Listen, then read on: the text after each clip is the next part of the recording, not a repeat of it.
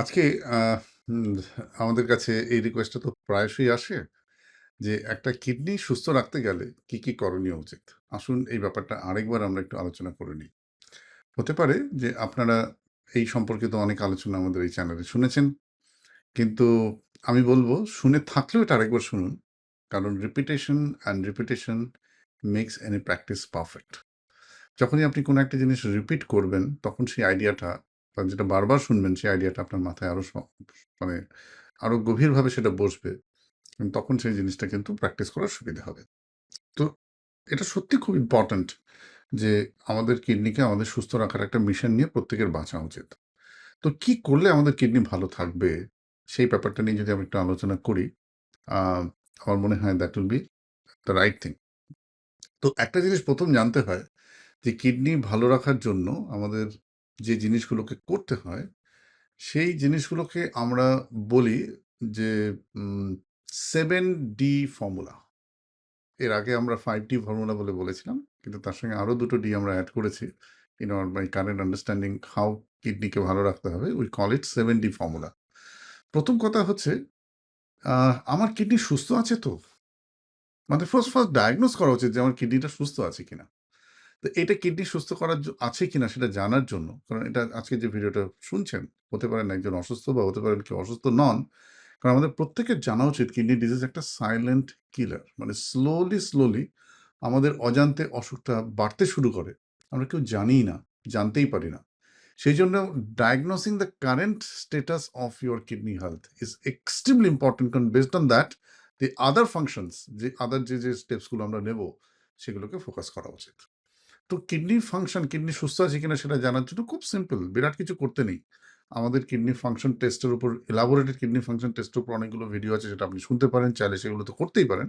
কিন্তু ন্যূনতম পক্ষে রক্তের হিমোগ্লোবিন, ইউরিয়া, ক্রিয়াটিনিন, সুগার আছে কিনা, ব্লাড প্রেশার আছে কিনা, ইউরিনের সাথে কোনো প্রোটিন লিকেজ হচ্ছে কিনা, মানে ইউরিন আরইএন এসিআর, আর একটা আল্ট্রাসাউন্ড। এই কয়েকটা ন্যূনতম টেস্ট, যার খরচ হয়তো মানে 1000-1500 টাকার মধ্যেই করা সম্ভব। এইটা প্রাথমিকভাবে আপনার কোনো সিমটম থাকুক বা না থাকুক, যারা আজকের এই ভিডিওটা শুনছেন, তাদের প্রত্যেকের কাছে আমার হাত জোর করে রিকোয়েস্ট, এই টেস্টটা করে নেওয়া দরকার। কেন দরকার?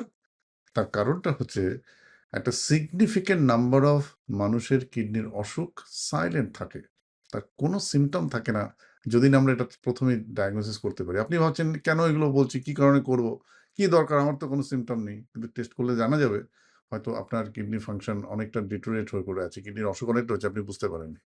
সেই কারণে first and foremost thing, diagnosing whether your kidneys is healthy as per the standard norm. If not healthy, what is the cause of that? দেখা গেল যে আপনি টেস্ট করলেন, জানা গেল আপনার ইজিএফআরটা কম, আপনার ক্রিয়াটিন একটু বেড়ে আছে, কোনো সিমটম থাকবে না, কিন্তু আমি আবারও বলছি, ইউরিনের প্রোটিন লিক হচ্ছে, কোনো সিমটম থাকবে না, টেস্ট না করলে বুঝতেই পারবেন না।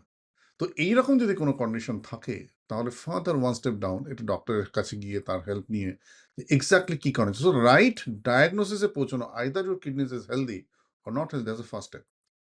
আমার মনে হয় প্রথম ডি হচ্ছে diagnosing your kidney health, whether it is healthy, if unhealthy, why it is unhealthy, what are the reason, সেটা আমাদের ফার্স্ট বের করা। এটা হচ্ছে প্রথম প্রথম সবচাইতে important thing, knowing the fact kidney disease is a silent killer. Next important D হচ্ছে, এই যে 7Dর সেকেন্ড ডি হচ্ছে ডায়েট। ডায়েট মানে কি? আমরা বলি what we eat, what we are. And kidney ডিজিজের ক্ষেত্রে ডায়েট ইজ অসম্ভব অসম্ভব গুরুত্বপূর্ণ একটা অ্যাসপেক্ট, গুরুত্বপূর্ণ একটা রোল প্লে করে। কেন জানেন? কারণ আমরা যা কিছু খাই, মেটাবলিজমের পর তার যা কিছু বর্জ্য পদার্থ কিডনিকে বার করতে হয়। আমরা যা কিছু খাই, either that is alkaline or acidic in nature, এবং তার জন্য শরীরে যে অ্যালকালি বা অ্যাসিড তৈরি হয়, তার ব্যালেন্স বা তারতম্যকে কিডনিকে মেনটেন করতে হয়। আমরা যদি নুন, সল্ট, মশলা যা কিছু খাচ্ছি, they have a indirect impact on the kidney health. Fluid যা কনজিউম করছি, কোল্ড ড্রিঙ্কস যা কিছু খাচ্ছি, সমস্ত কিছু কিডনিকে ফিল্টার করে বের করতে হয়। সো কিডনি তো একটা ছাঁকনির মতো, আমাদের বডির একটা biological filter of metabolic waste product. Waste product তৈরি হয় কোথা থেকে? কিছু শারীরবৃত্তীয় কাজ, সেটা তো কিছু করার নেই, আপনি বেঁচে থাকলে সেই ফিজিওলজিক্যাল অ্যাকশনগুলো হবেই, that is the reason kidney is meant for. কিন্তু কিছু এক্সট্রা কাজ, because of the food which is not systematically needed for our body, যেগুলো আমরা খাই, তাদের মেটাবলিজমের জন্য যে জিনিসপত্রগুলো তৈরি হয় কিডনিকে, তাদের বার করতে হয়। সুতরাং you need to have a proper diet consultation, even if you do not have kidney disease, with a preferably আমরা রেকমেন্ড করি একজন ভালো ডায়েটিশিয়ান বা যার রেনাল ডায়েট সম্পর্কে নলেজ আছে এরকম কারোর সঙ্গে কথা বলে at least among the different food items কোনগুলো আমাদের খুব বেশি মাত্রায় খাওয়া উচিত নয়, কোনগুলো খেলে কিডনির ক্ষতি করে তার একটা আইডিয়া নেওয়া। কয়েকটা সিম্পল এক্সাম্পল আমি দিতেই পারি। যেমন ধরুন, too much salt is very bad for kidney. Too much protein মানে সকালে বিরিয়ানি খাচ্ছি, দুপুরে মাংস খাচ্ছি, এরকম রেড মিট প্রচুর পরিমাণে খাওয়া হচ্ছে, নট গুড ফর কিডনি। যদি আমরা প্রচুর পরিমাণে কি বলবো যে স্পাইসি খাবার খাই, সেই স্পাইসি খাবারগুলোর মধ্যে যা কিছু মশলাপত্র আছে তাদেরকে কিডনিকে বের করতে হয়, that is not good for kidney. আমরা জানি যে কিছু কিছু ফ্রুটস আছে যেমন স্টার ফ্রুটস, কামরাঙ্গা যাকে বলে, that is harmful for the kidney. আমরা জানি যে পান সুপুরির মধ্যে সুপুরির যে কম্পোনেন্ট আছে তার থেকে বিটল নাট নেফ্রোপ্যাথি হয়, that is not good for kidney. সুতরাং এরকম কিছু কিছু স্পেসিফিক আইটেম আমরা জানি known for bad for kidney, known to unhealthy for the kidney. Similarly, cold drinks is not very good for the kidney. Alcohol is not good for kidney. সুষম খাবার, একটা বাড়িতে যেরকম সুষম খাবার তৈরি হয় যেটা জেনারেশন ওয়াইজ মানুষ খেয়ে আসছে, সেই রকম খাবার যদি আমরা খাই আর তার সঙ্গে যদি as per your medical condition যদি ডায়েটকে একটু নিউট্রিশনিস্টের গাইডলাইন নিয়ে সেটা যদি ডিফাইন করে নেওয়া যায়, I hope diet plays a very very important role in maintaining kidney health, preserving kidney health, allowing not to progress kidney disease if you have already been there. Next হচ্ছে daily lifestyle. Daily lifestyle বলতে আমি কি বোঝাই?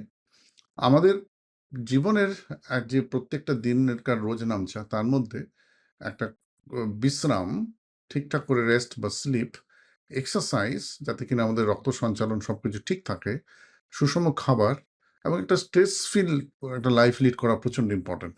আপনারা নিশ্চয়ই জানেন না বা অনেকেই হয়তো জানেন না যে stress, sympathetic stress is a tremendously harmful for the kidney. আজকের দৈনন্দিন বর্তমান জীবনে যে পরিমাণ স্ট্রেস সবার জীবনে বেড়েছে, মানে না পাওয়া চাওয়া থেকে।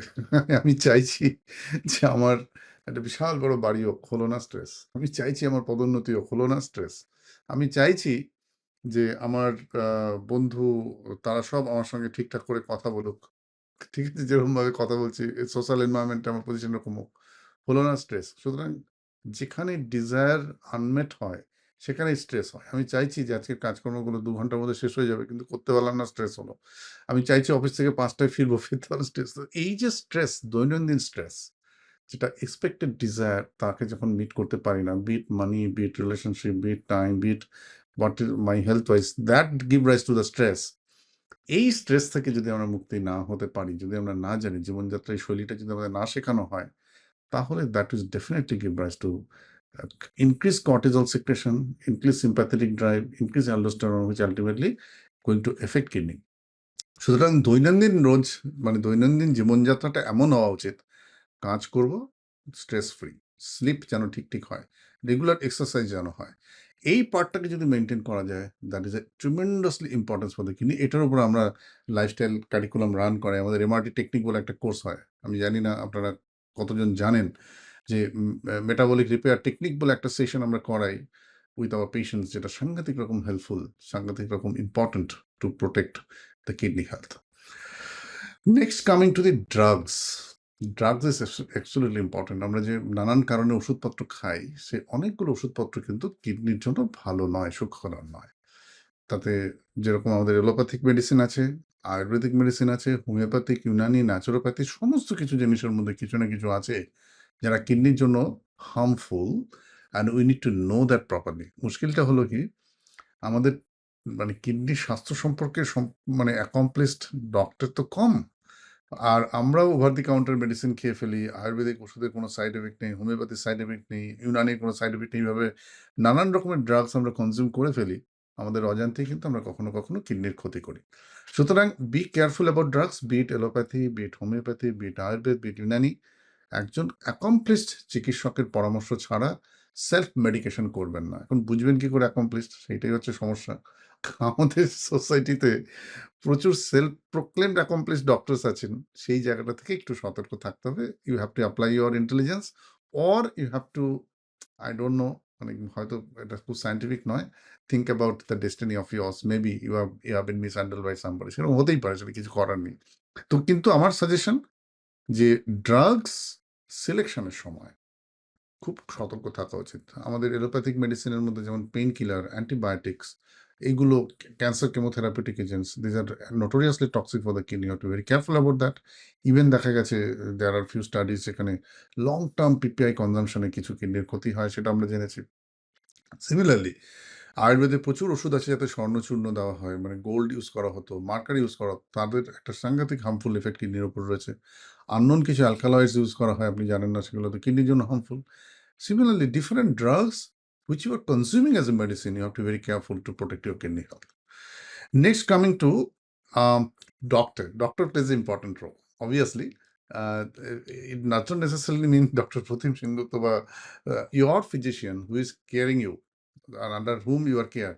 If a sympathetic bonding happens and he is responsible for you, then obviously will guide you the right path in terms of medication selection. So doctor also plays an important role to keep your kidney healthy. এটা কিন্তু অস্বীকার করার উপায় নেই।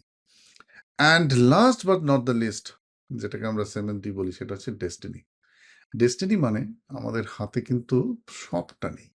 দেখা গেল এই ৬টা ডে সবকটা আমরা করলাম, তা সত্ত্বেও কিছু, কিছু সিচুয়েশন আসতে পারে যখন we called CKD of unknown origin. Unknown origin মানেটা কি? জন্মগতভাবে হয়তো কিডনি কম নেফ্রন নিয়ে জন্মেছে। এমন একটা অ্যাক্সিডেন্ট আপনার হলো, যে অ্যাক্সিডেন্টটা আপনার হাতে নেই, তখন হয়তো রhabdomyolysis হলো, তার জন্য কিডনির প্রবলেম। এটা তো আমাদের হাতে নেই। সুতরাং এইগুলো কতগুলো ডেস্টিনি একটা ফ্যাক্টর থেকেই যায় হিউম্যান লাইফ অ্যান্ড ডেথের ক্ষেত্রে, যেটা উই ক্যানট ডিফাইন। আমরা চেষ্টা করি আমাদের লজিক্যাল আন্ডারস্ট্যান্ডিং, উইজডম, জ্ঞান দিয়ে যতটা সম্ভব আননোন এরিয়াটাকে ডিফাইন করা। কিন্তু তা সত্ত্বেও একটা সার্টেন পার্সেন্টেজ হয়তো যতদিন হিউম্যানিটিজ আছে এই প্রবলেমটা থাকবে। আর রেয়ারলি একটা জিনিস আমরা বলি, কিছু, কিছু ডাইভার্স এজেন্ট সম্পর্কে সতর্ক থাকা উচিত।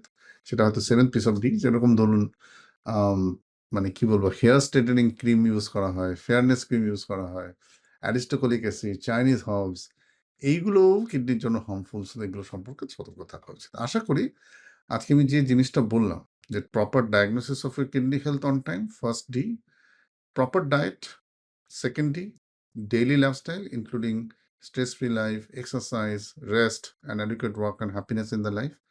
Right doctors who is supporting you. Drugs, be it allopathic, allopathic, if it is nephrotoxic, you have to be careful.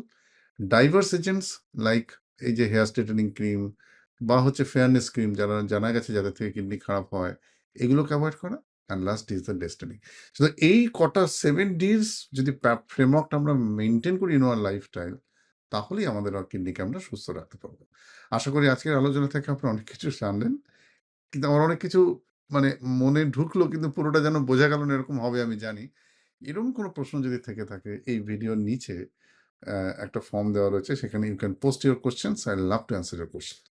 আবারও বলছি, ছোট, ছোট বিষয়ের একদম যখন আমরা গভীরে গিয়ে আলোচনা করি, তখন সেই বিষয়টা আরো পরিষ্কার হয়। এইরকম প্রচুর তথ্য আমাদের ডক্টর প্রতিমস একাডেমিতে নিয়ে আমরা আলোচনা করি।